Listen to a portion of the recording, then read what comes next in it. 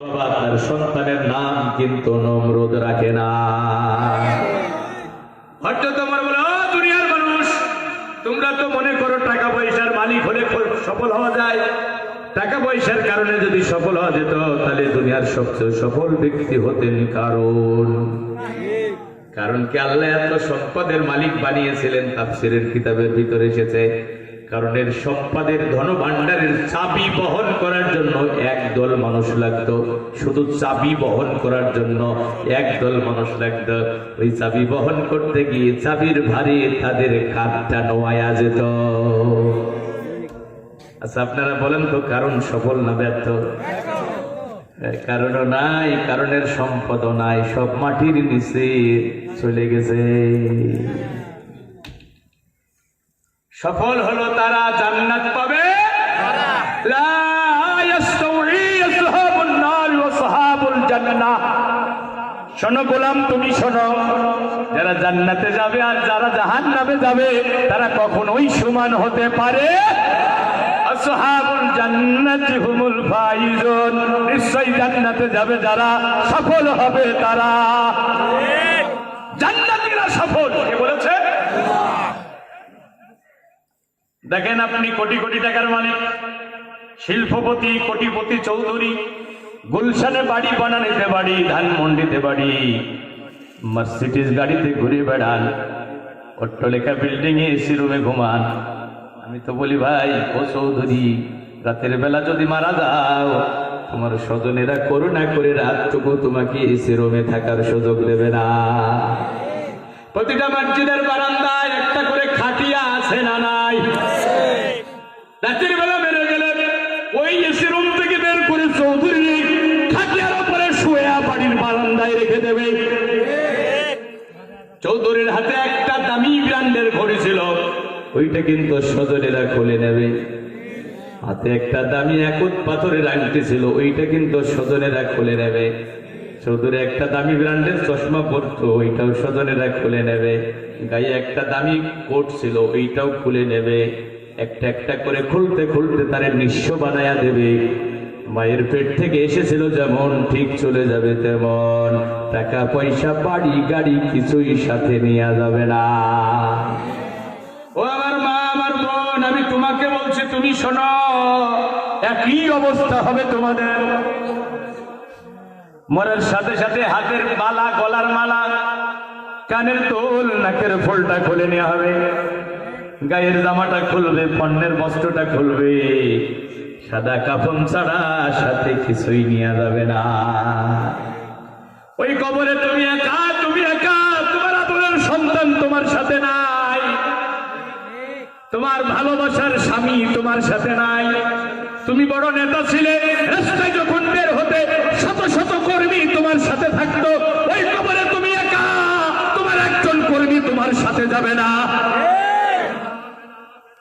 এখন কবরে গিয়ে যদি তুমি আসামি হয়ে যাও, যদি তোমার ভাগ্যে জাহান্নাম নির্ধারণ হয়ে যায়, তোমার মতো হতভাগা, কপাল পোড়া, দুর্ভাগা, ব্যর্থ মানুষ আকাশের নিচে জমিনের উপরে আর একটাও পাওয়া যাবে না। তুমি একা যাবা কবরে, কেউ তোমার সাথে। যেতে হবে শূন্য হাতে, যেতে হবে শূন্য হাতে, সঙ্গে কেউ তো যাইবে না। 3.5 হাত জায়গা পাবি, পাবি না রে বিছানা। 3.5 হাত জায়গা পাবি, পাবি না রে বিছানা। আজকে তুমি যাদের লাগি শুধুই পাগল পারা, যেতে হবে একা একা, কেউ যাবে না তারা। আজকে তুমি যাদের লাগি শুধুই পাগল পারা, যেতে হবে একা একা, কেউ যাবে না তারা। ছাড়তে হবে মায়ার বাঁধন, ছাড়তে হবে মায়ার বাঁধন, সাধেরি এই মালা খানা সাড়ে তিন হাত জায়গা পাবি পাবি না রে বিছানা। এটাই বাস্তবতা, কথা বলেন, এটাই বাস্তবতা। 3.5 হাত জায়গার বেশি নিয়ে যাবে। রাষ্ট্রপতির জন্য 3.5 হাত, প্রধানমন্ত্রীর জন্য 3.5 হাত, এমপি মিনিস্টারদের জন্য 3.5 হাত। ওই ফুটপাতে রাস্তার পাশে জীর্ণশীর্ণ একটা বাড়ি করে রিক্সা চালক থাকে, দুবেলা দুমুঠো খাবার জোটে না, সমাজের কোনো মানুষ তাকে মূল্যায়ন করে না, তার জন্য 3.5 হাত বেশি নিয়ে যাবে। কিসের এত বড়াই, কিসের এত অহংকার তোমার? চলে যাবা শূন্য হাতে, জন্য জান্নাত পাবে যারা, সফল হবে তারা। এই জান্নাত আপনারা সবাই চান কিনা? জোরে বলেন। আমি যদি জান্নাতে যাও, রোড ম্যাপটা আপনাদের সামনে তুলে ধরি, শুনবেন তো? খুব হৃদয় দিয়ে শুনবেন। আমি সংক্ষিপ্ত পরিসরে জান্নাতে যাওয়ার একটা রোড ম্যাপ, জান্নাতে ঢোকার একটা রোড ম্যাপ আপনাদের সামনে তুলে ধরব।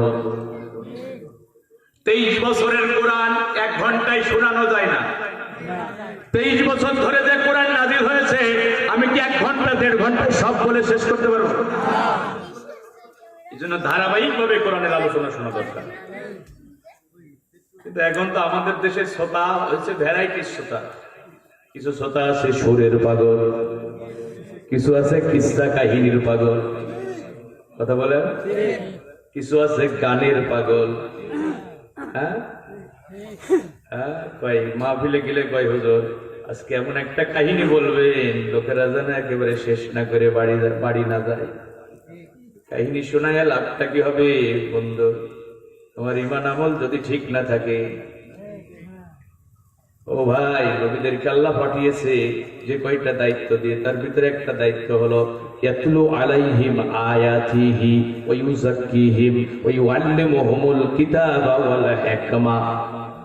নবীরা কোরআনের আয়াত তেলাওয়াত করে করে মানুষদেরকে শোনাবে, পরিশুদ্ধ করবে। আলেম ওলামা এখানে বসে আছেন, কি থেকে পরিশুদ্ধ করবে? তাফসীরে জালালাইন প্রণেতা বলতেছে আইনাশ শিরকি ওয়াল কুফর, শিরিক এবং কুফর থেকে জাতিকে পরিশুদ্ধ করবে। সালাফদের মতামত হলো আইনাশ শিরকি ওয়াল কুফরি ওয়ান নিফাক।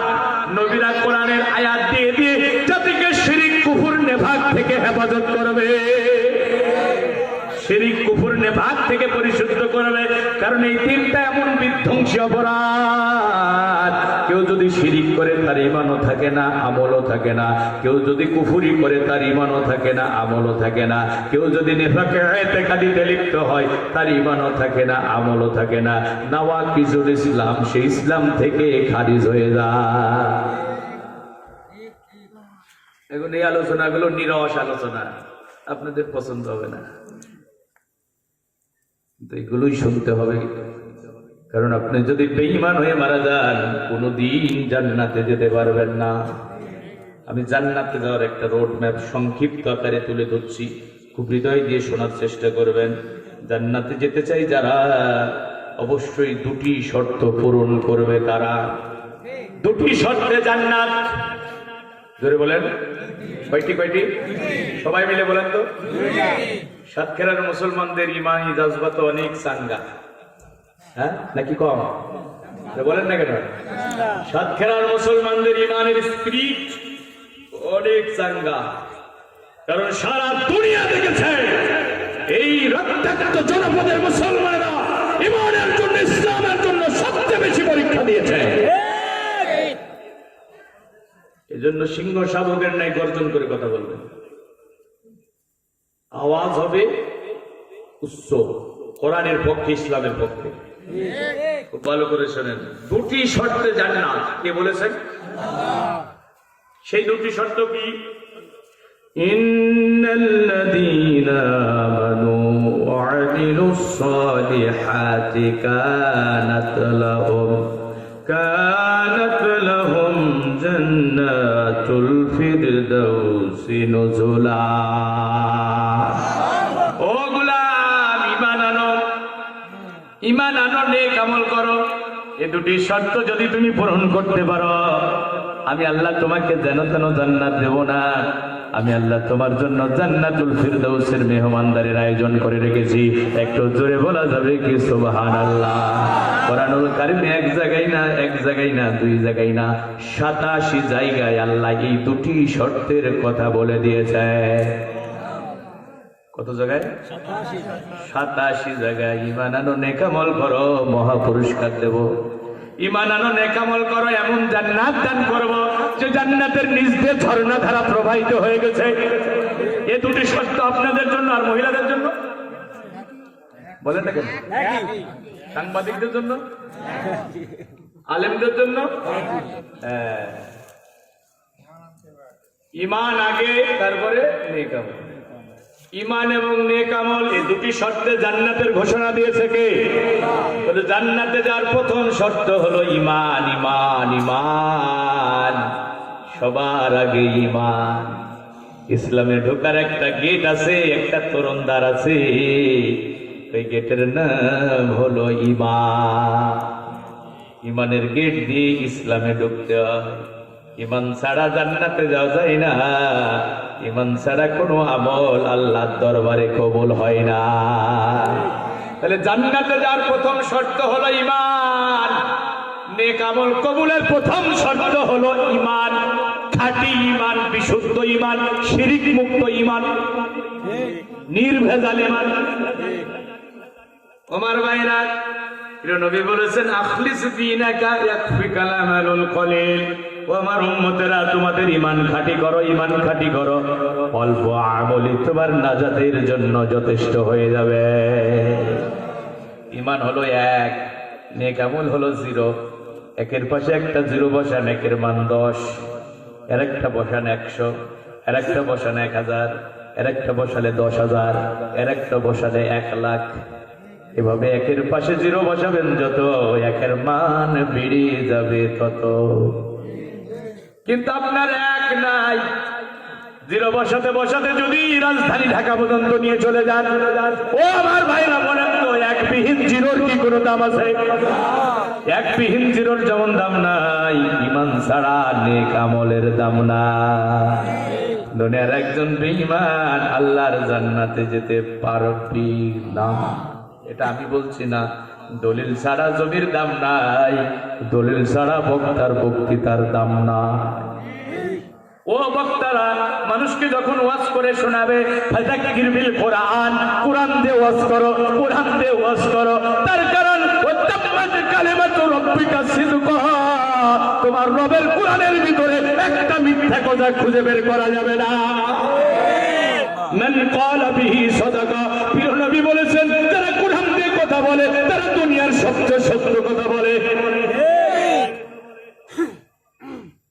আমার ভাইরা, قال النبي صلى الله عليه وسلم والذي نفسي بيده لا تدخلون الجنة حتى تؤمنوا। প্রিয় নবী বলছেন, আল্লাহর কসম করে বলছি যে আল্লাহর বজ্রমুঠির মধ্যে রয়েছে আমি মুহাম্মাদের জীবন, তোমাদের ভিতরে একজনও জান্নাতে ঢুকতে পারবে না, একজনও জান্নাতে যেতে পারবে না যতক্ষণ না তারা ঈমানের দাবিতে বিশ্বাস স্থাপন করবে। তাহলে ঈমানদার ছাড়া কেউ জান্নাতে যেতে পারবে? ঈমান ছাড়া আমলও কবুল হবে?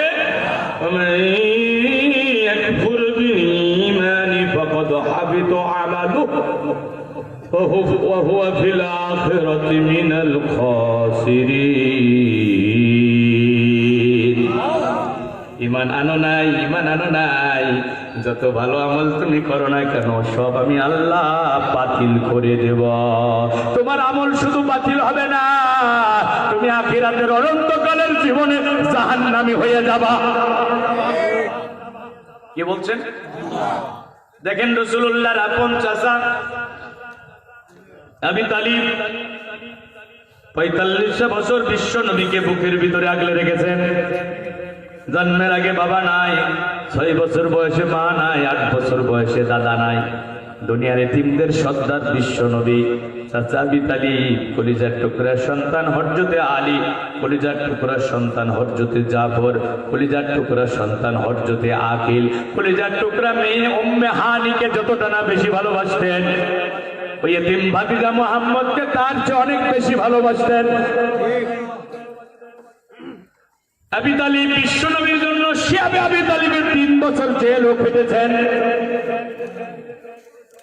আমার ভাইরা, এত ভালোবাসা বিশ্ব নবীকে দিয়েছে, বলেন তো আবি তালিব কি জান্নাতে যেতে পারবে? জোরে বলেন। ঘুমাচ্ছেন নাকি আপনারা? রাত বেশি হইলে তো ঘুম আসা স্বাভাবিক। একটু ভালো করে শোনেন, আবি তালিব মরে যাচ্ছে, জীবনের সূর্যটা তার পশ্চিম দিগন্ত অস্তমিত হতে চলেছে।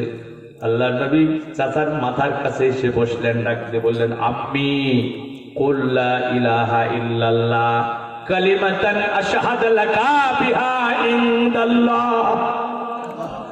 ও আমার চাচা, জীবনের এই পরন্ত বিকেলে একটা বার বলেন লা ইলাহা।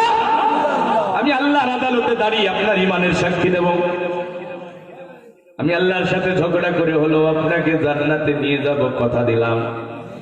আবি তালিব তো কালেমা পড়তে চাচ্ছিলেন, কিন্তু কাফেরেরা প্ররোচিত করলো, আবি তালিব তুমি মক্কার এত বড় নেতা, মরণের ভয়ে বাপ দাদার ধর্ম ত্যাগ করে মুহাম্মদের নতুন দিন গ্রহণ করবা, এটা তো তোমার জন্য খুবই বেমানান। আবি তালিব কালেমা পড়লো না, বেঈমান হয়ে মারা গেল। এখন আপনারা বলেন তো, রাসূল কি চাচা আবি তালিবরে জান্নাতে নিতে পারবে?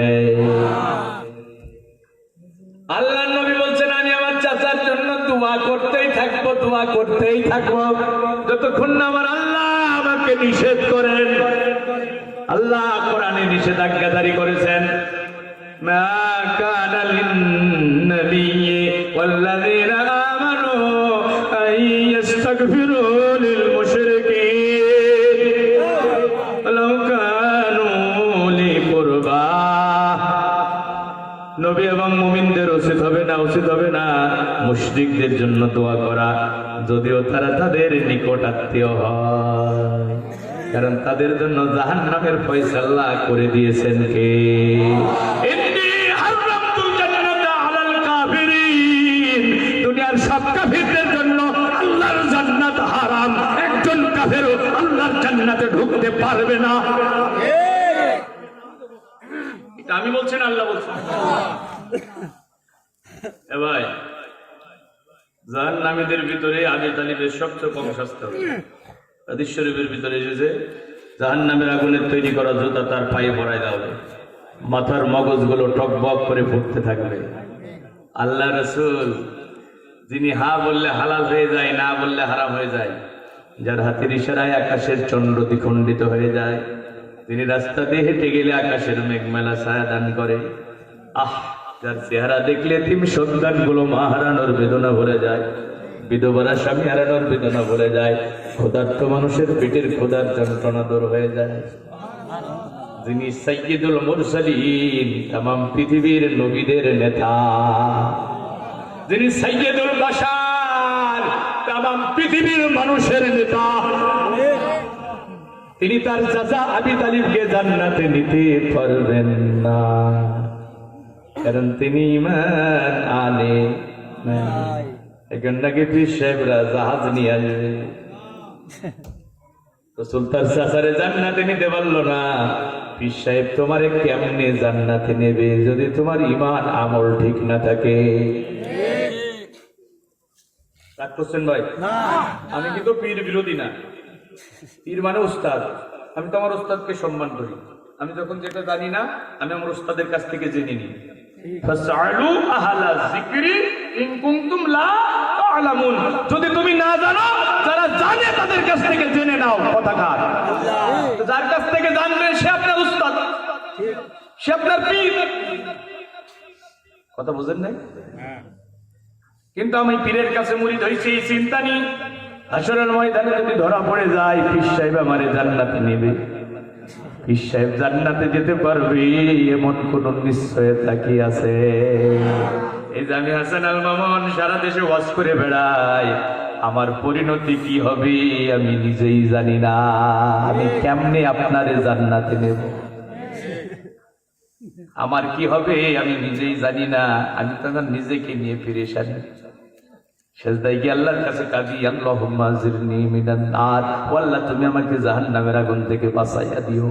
আল্লাহুম্মা হাসিবনি হিসাবান ইয়াসীরা, হাশরের ময়দানে আল্লাহ আমার হিসাবটা সহজ করে নিও। সহজ করে নেওয়ার মানে হলো আল্লাহ আমাদের বিনা হিসাবে জান্নাত দিও। আমি আর কি হবে আমি নিজেই জানি না, আমি আর একজনের খবর নেব কেমন না। নিজের ঈমান ভালো করো, আমল ভালো করো। নবীজি বলছো ফাতিমা রাসূলের মেয়ে হিসাবে হাশরের ময়দানে ছাড় পাবে না। তুমি তোমার আমল ঠিক করো, জাহান্নামের আগুন থেকে নিজেকে বাঁচাও। আমার ফুফু সাফিয়া রাসূলের ফুফু হিসাবে হাশরের ময়দানে আল্লাহ তোমাকে ছাড় দেবে না। জাহান্নামের আগুন থেকে নিজেকে বাঁচাও, আমল ভালো করো, আমল ভালো করো। কষ্ট পাচ্ছেন ভাই? তাহলে ভাইরা আমার, ঈমান ছাড়া জান্নাতে যাওয়া যাবে না। আর ব্যাখ্যা দেওয়া লাগবে? আমলও কবুল হবে না, এতে কোনো সন্দেহ আছে? তাহলে সবার আগে ঈমান, সবার আগে। এখন তো আমরা ঈমান পারিবারিক ভাবে পাইয়া গেছি, ঈমান আনার জন্য আমাদের কষ্ট করা লাগে। রাসূলের সাহাবীরা যারা ঈমান এনেছিল, ঈমানের জন্য কি কঠিন পরীক্ষা তাদের দেয়া লাগছে, কথা বলুন ঠিক কিনা? সুমাইয়ারে ধরেছে শুধু ঈমানের কারণে, লজ্জাস্থানের উপরে বল্লভের আঘাত করে শহীদ করে দেয়া হয়েছে। হযরত ইয়াসার গরীব মানুষ, ঈমান এনেছে, এতটুকু অপরাধ।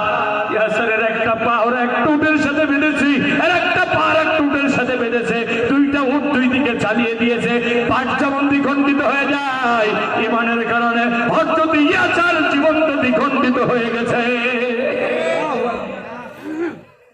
খাব্বাবকে ওরা ধরেছে, জ্বলন্ত আগুনের উপরে শোয়া দিয়েছে, আগুনে গলে গলে পিঠের চামড়াগুলো পুড়ে পুড়ে, চামড়াগুলো চর্বিগুলো গলে গলে আগুন নেমে গেছে। বেলালকে ধরেছে, গলায় রশি বেঁধে মরুভূমির উত্তপ্ত বালিকা রসের উপরে শোয়া দিয়েছে, বুকের উপরে পাথর চাপিয়ে দিয়েছে, চাবুকের আঘাতে আঘাতে বেলালের সমস্ত শরীর ক্ষত বিক্ষত করে দিয়েছে। মক্কার এমন কোন রাজপথ পাওয়া যাবে না যেখানে কৃতদাস বেলালের মুখের রক্ত ঝরে না। তারপরও কি বেলাল ঈমান ছেড়েছে? হযরত আসিয়ারে ধরেছে, মিশরের সম্রাজ্ঞী, বিলাসবহুল রাজপ্রাসাদে বসবাস করত, রাষ্ট্রপতির স্ত্রী। হযরত আসিয়া ঈমানের কারণে জীবন দিয়েছে, ঈমান ছাড়ে না। কোরআনুল কারীমের ভিতরে ঘটনা আছে না? আসিয়ারে ধরেছে, আসিয়া একদিকে তোমার ঈমান আর একদিকে জীবন, কোনটা বেছে নেবে? আসিয়া বলে, ঈমানের জন্য হাসি মুখে বারংবার জীবন দিতে পারি, কিন্তু ঈমানের পথ থেকে এক কদম দূরে সরে যেতে পারি না।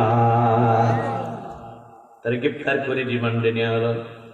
তাফসীরের কিতাবের ভিতরে এসেছে, একটা কাঠের তক্তার উপরে আল্লাহর বান্দিরে শোয়া দেওয়া হয়েছে, দুই হাতের উপরে দুইটা পেরেক মারা হয়েছে, দুই পায়ের উপরে দুইটা পেরেক মারা হয়েছে, চাবুকের আঘাতে আঘাতে আসিয়ার সমস্ত শরীর ক্ষত বিক্ষত করে দেওয়া হয়েছে।